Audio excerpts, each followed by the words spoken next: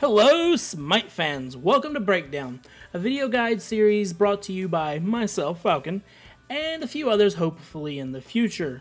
These guides are meant to help new, all the way through mid and high level players get better at the game of Smite. Today we're going to take a look at playing Xbalanque in the dual lane. In case you're new, Xbalanque is a hunter, which means he deals physical damage mainly in the form of auto attacks. That said, he can be played as a solo laner, or even if you're really good and have a great team that works with you, he can be a jungler. But don't try it unless you're pro. Yeah. The build that we're going to be covering can be flipped to other hunters in the dual lane as well, but some of the more technical stuff may not work since they'll be referring mainly to Xbalanque. As you can see on the screen right now, there are many little options of places that you can go. Click any of them to travel anywhere in the video. This is the little hub at the beginning. But if you're going to watch the entire thing, let's go ahead and get started with it. Xbalanque's passive is Dead of Night. It allows Xbalanque to gain an additional 5 physical power per stack, stacking up to 6 times. This passive means that it's even more important that your team makes sure you get the kills early on. Branching Bolas is your number 1 ability. It causes your auto attacks to deal extra damage to the target, and then branches in a V behind it, hitting any additional targets for 30% of the damage dealt to the first target hit. This ability has a mana cost and can drain him quickly of his mana, and it also does not apply on hit effects.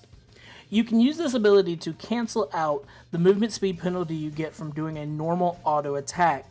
This works as you do your auto attack, hit the ability, it cancels it out. Now you get the normal auto attack penalty if you use another auto attack afterwards though. You should always cancel this ability whenever you're going to kill things like wards, hives, arachne eggs, and other types of placed objects that are added in the future of the game. Now let's talk about Xbalanque's number 2. That is Poison Darts. He fires off 10 darts in front of him in a cone. Now these darts are separated so they can be dodged. Up to 3 darts can hit a single target, the second 2 doing 30% less damage that the first one caused, and also apply a damage over time effect plus a slow. Now this ability, as I said, can be dodged because each dart has a separate trajectory, so it should be noted that you need to either be really close to guarantee the hits or kind of variously aim them.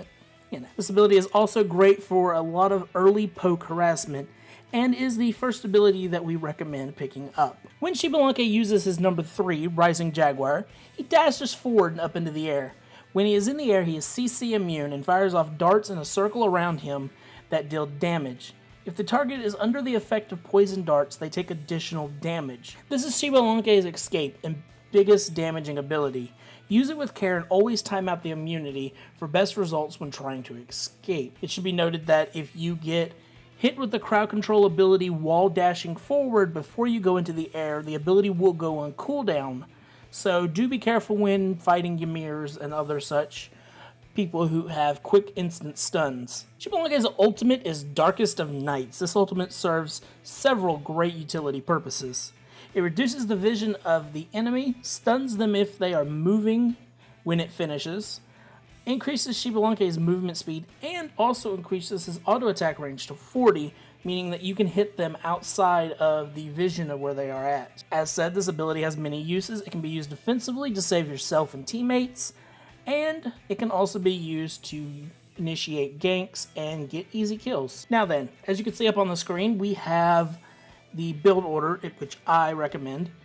This mainly involves maxing your, first picking up your poison darts, and then going into your Rising Jaguar. Then maxing Rising Jaguar while putting points into your Branching Bolas and your ults whenever they become needed, as you can see on the thing.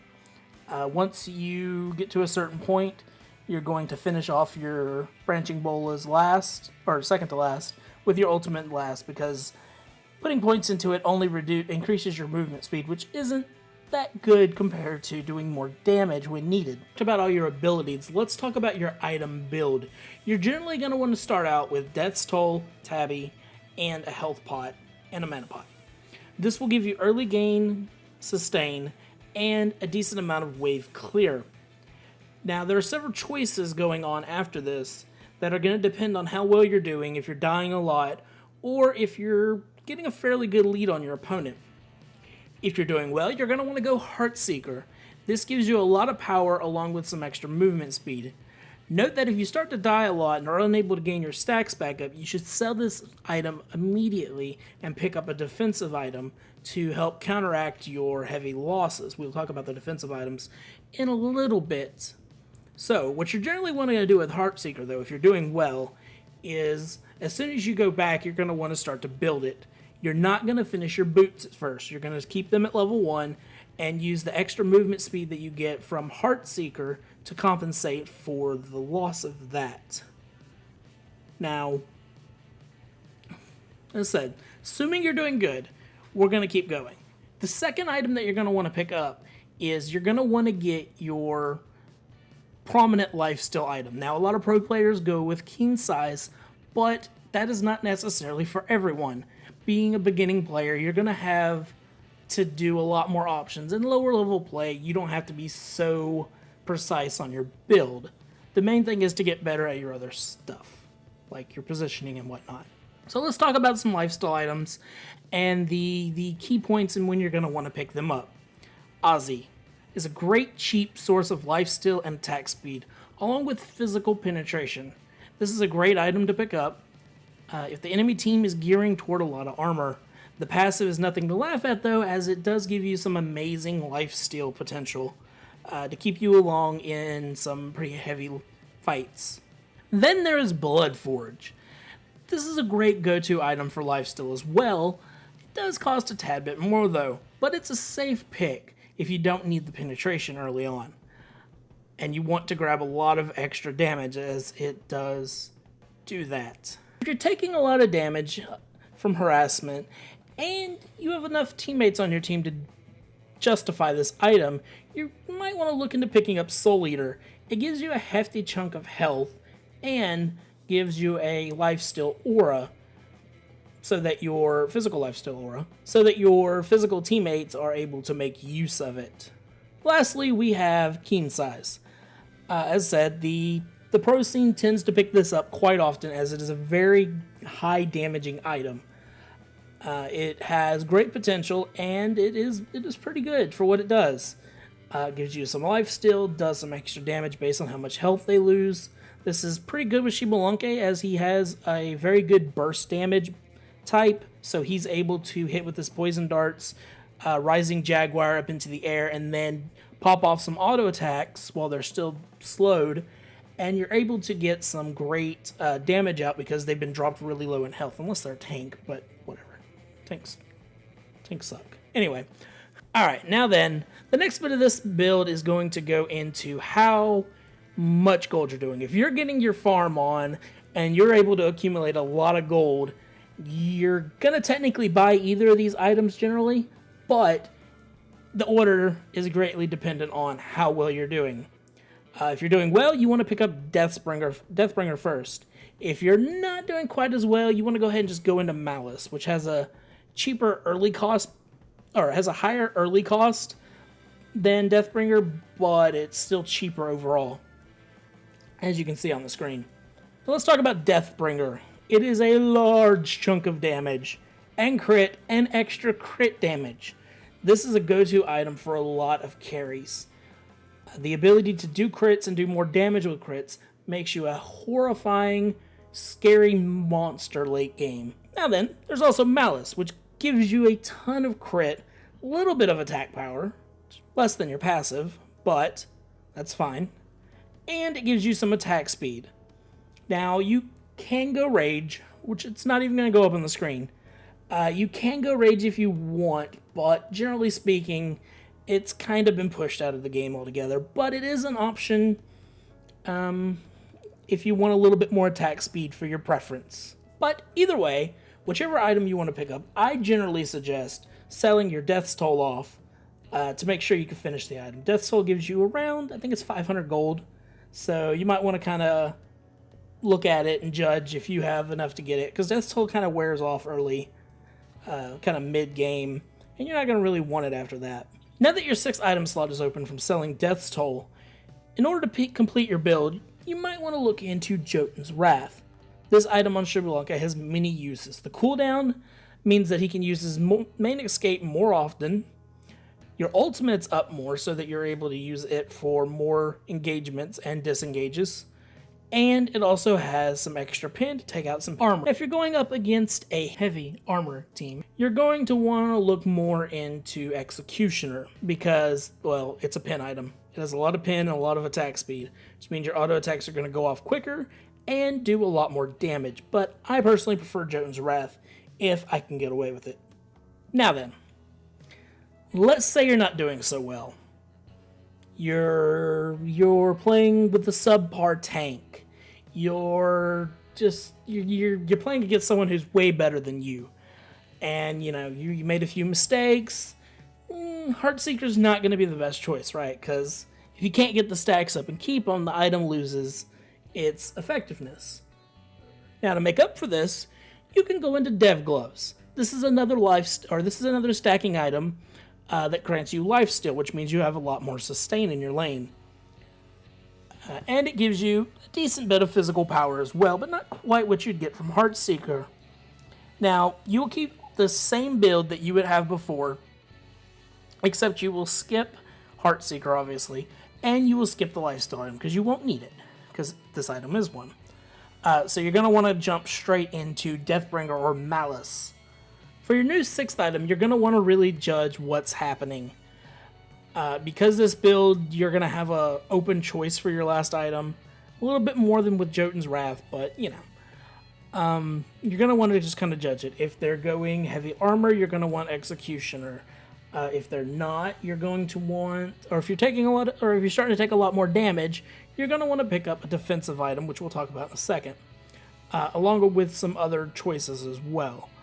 Off the top of my head, I don't have any other suggestions. You could also pick up another lifesteal item. These are all good options, though. But, yeah, I digress. Alrighty then, let's talk about a few defensive items that you might need to pick up in order to get your stuff out of some sticky situations. First up is Void Blade or Focused Void Blade. Both are great items if you're taking lots of physical harassment. If you're going down the Heartseeker route, where you sold the Heartseeker, you're going to want to pick up the normal Void Blade, because the build itself is going to put you near cap for armor pin. And if you have normal Void Blade, it'll actually put the armor pin debuff on the enemy so that it doesn't count against you. Now, if you're going with Dev's Gloves, you're going to want to pick up the Focused Void Blade. Of course, if there are 2 or more physical damage dealers on your team, it might be better to get normal Void Blade if they're not going to pick it up, so that you and your teammates all deal more damage overall. Another decent item to pick up in certain situations is Witchstone. It's a good pick if you're having problems with physical damage dealers who are using auto attacks against you, such as another hunter. Or, well, not as much with Zeus in them, but if there's a Zeus on their party or any of the other magical AD carries such as Freya, Kronos, etc., etc. This is a good pickup, actually, because it will help you with any physical damage dealers, and it'll help against them because it'll slow their movements or attack speed slightly. Now, this also gives you movement speed, which gives you the ability to dodge things a lot easier and escape if you have to. And chasing down enemies even, so hey, it's multi-purpose. Mail of Renewal is a good pick if you need physical protection and you want just a wee bit more cooldown. The extra health is also good, and the healing and mana regen that you get when an ally or you gets a kill can be a turning point in a team fight. So don't count this item out just because it doesn't look that tempting at first. Midgardian Armor, while maybe not the most picked up item, will save you from a lot of damage you take from physical damage dealers. This item offers some really good benefits. This item, as you can see, offers a ton of health and protections. But honestly, it's the passive that makes this item shine. Chance on hit to slow the person attacking you, and on hit slow their movement speed, means that you're going to be able to get out of a lot of situations. So that was quite a few physical defense items. Now let's talk about a couple of magical ones though. Runic Shield is an easy pickup if you're being hit by a lot of quick magical damage. But if you're melting from 1 or 2 single devastating attacks, you might want to look more into Bulwark of Hope. This item is great for keeping you alive, as it puts a bubble on you that reduces damage if you are below 25% health. Now, let's say you get in a situation where you keep getting stunned by Zeus's 3, or Ymir freezed, or anything like that.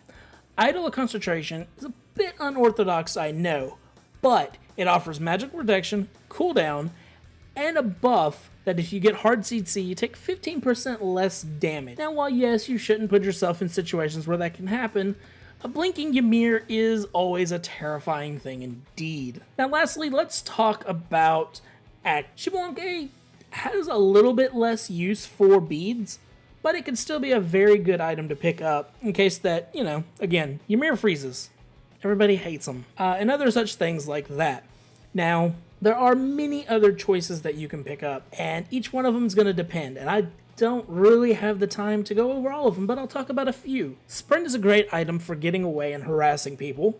It gives you the ability to run in and not suffer auto attack penalties to your movement. Teleport, not as good, but it can help you get around the map a lot quicker if your team keeps getting pushed in various areas, or if you need to get back to lane quickly and are solo, well, this is dual lane, but if you're solo laning, or if you're to the point to where your tank can go off and do other things. Other than that, there are a few other good choices, but it's kind of a test in what you want.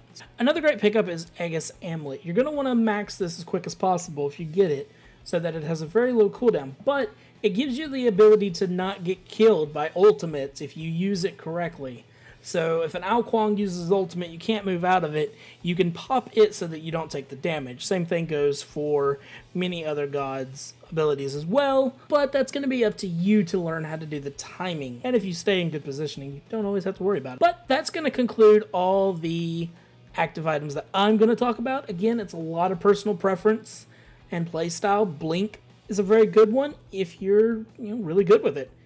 Blink in, or you can chase people down with it, you can use it to escape, etc., etc. It has many good uses, but again, up to you. I suggest personally though, starting off, new player, do your first 10 games. Keep your auto buy on, keep your auto skills on, play, get used to positioning and how to play the character over worrying about things like items and whatnot.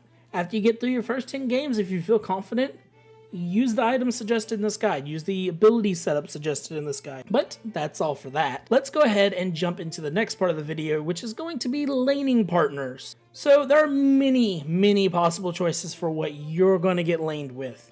But here are a few of my personal favorites along with how to play beside them. First off, we're going to talk about the amazing Athena. Her taunt is extremely useful as it allows you to put damage on a target without them being able to hit you back. So if you hear her charging up her dash, yeah, that sound, get ready to use your 2-3 combo. She'll be able to pull them in close, you'll go in, drop your poison darts on them, and then use your 3 to jump up in the air. Now you can also go ahead and toss out an auto attack before using your 3 and still have time to get the tick from your poison darts to deal extra damage. But either way, it works out. Her ultimate is also an amazing ability. If you see her casting it on you, you can dash forward and get on top of the target, and when she lands, well, she'll deal a ton of damage, possibly getting the kill, but also could just drop a blow enough so that you can slaughter them to build up your passive. So you're going to notice this pattern between most of the gods I talk about, and it's going to be the fact that gods have a way to put the person in a bad position. Positioning is key in this game. And the next god that's great at that is Ymir. His freeze sets you up for great kills, and his wall means that the enemy's going to have a harder time getting away. If you see him using his ultimate, which is where ice starts to pop up on the ground, then you're going to want to use your slow to make sure that they stay in it as long as possible, so that his ultimate will kill them or damage them greatly. Again, quite similar to the first two is Sobek. His ability to harass is pretty good, and he can charge in and toss people back to you, which is great for just slaughtering somebody. Puts them totally out of position. He also has the ability to dive under earth, water, whatever you want to call it, and kind of like Ymir, but he can move and deals slightly less damage. You want to pop your slow on them just to make sure that they can't get away, but you do want to be careful. Sometimes Sobek strictly uses this ability to dive under to get mana back. So you're going to kind of want to judge it if he's going in or if he's just going to take out a creep wave with it. Either way, it's pretty okay. Aphrodite. Oh, so beautiful and scary. So Aphrodite has a stun. This stun causes you to do more damage if she has you kissed. On top of that, she also gives you a ton of movement speed and healing. She is by far my favorite non-tank support. She also, if that wasn't enough, she has an amazing dot, which kinda is cool with your dot, because then there's lots of dots, and you get a World of Warcraft reference if you googled more dots. But anyway, she's an amazing one. I love her. Now let's talk about something a bit more unconventional. Ra, perhaps the oddest pick of someone I would enjoy laning with. Ra has no stun. He has no way to really put the person out of position, but what he does have is a great AoE heal, a slow, technically if they look at him as a blind, and he can do quite a bit of damage, which isn't always that good. But if you're running a kill lane scenario where you want to just push everything up and slaughter them quickly, this is going to be the build, right? He is amazing for this. It's also going to take pressure off of your solo lane and middle lane because the jungle is going to have to stay on your side trying to make sure you don't slaughter the lane. But as said, please note that this does not mean that these are the only choices. These are just my favorites. So if you're playing with a friend or if you can convince a teammate to go with one of these, they're pretty fun and they're really, really good. As I said, there are many others, you know, Baka, all kinds of other fun combos that you can do early game that are just a lot of fun. You could go dual ADC where you and another friend are just auto-attacking everything to death. That's fine. That's cool. That's fun. But let's jump into the laning discussion. First off, you're going to notice on the screen right now is probably going to be a lot of pictures of various gods. What this is going to be is linking to other videos that are going to be made in the future that are basically how Xbalanque lanes against X person.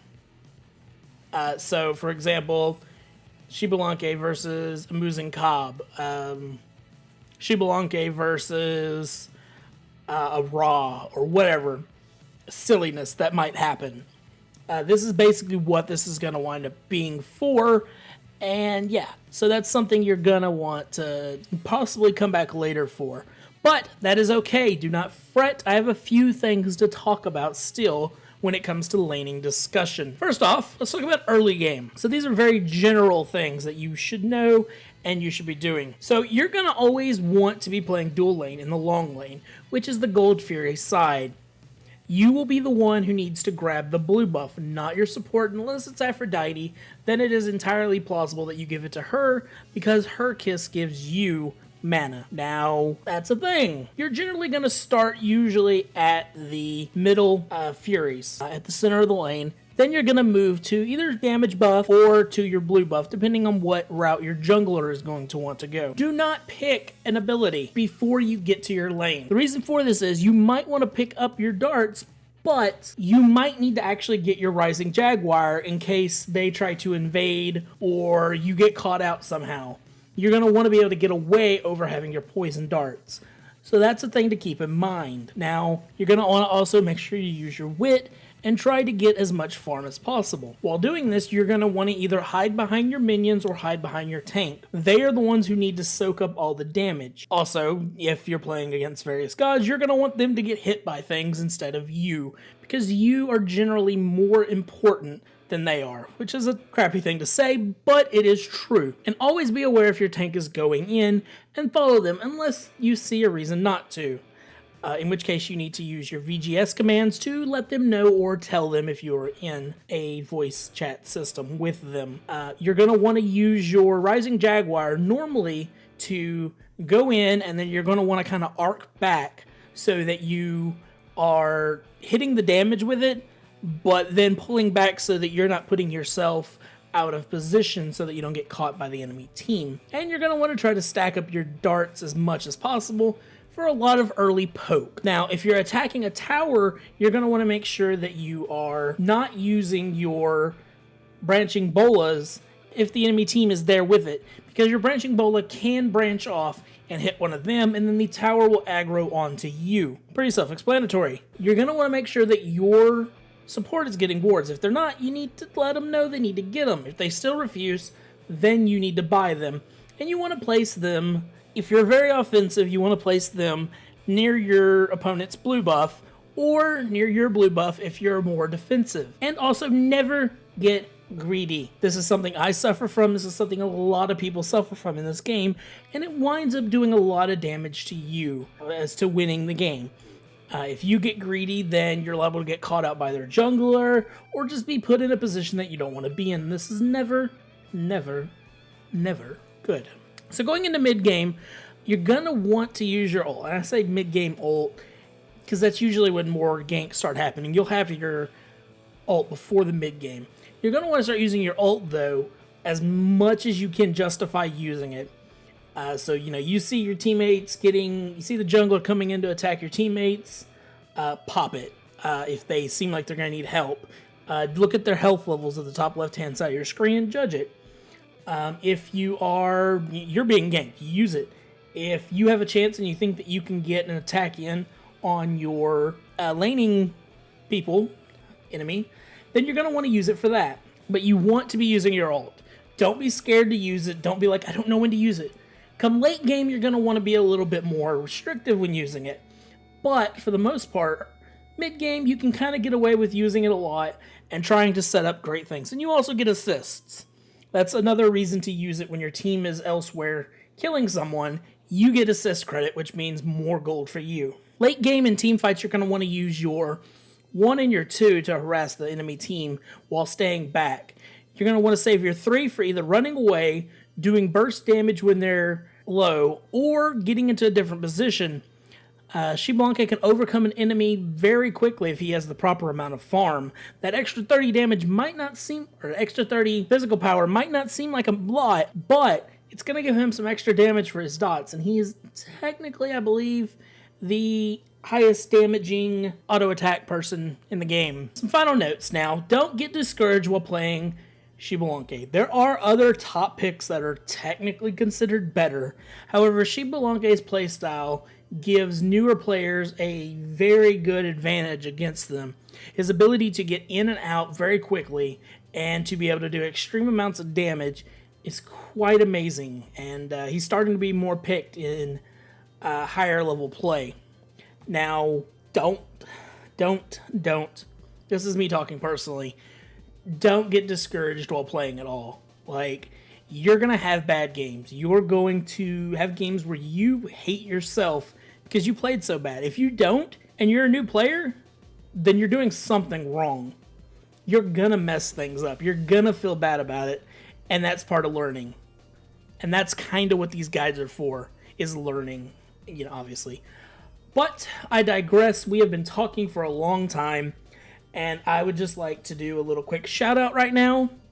As you can see on the screen, some things are popping up, some informations, and yeah, some of our sponsors for COG. I believe we are partnered with Tier Monster, but I could be wrong. I'm still kind of new to COG. And yeah, I want to thank Maddie from COG, Maddie Pocket. He is a wonderful guy. He looked over everything for me.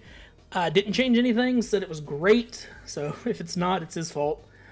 He thought everything was pretty good, though, for trying to teach new players how to play a better game as this specific character.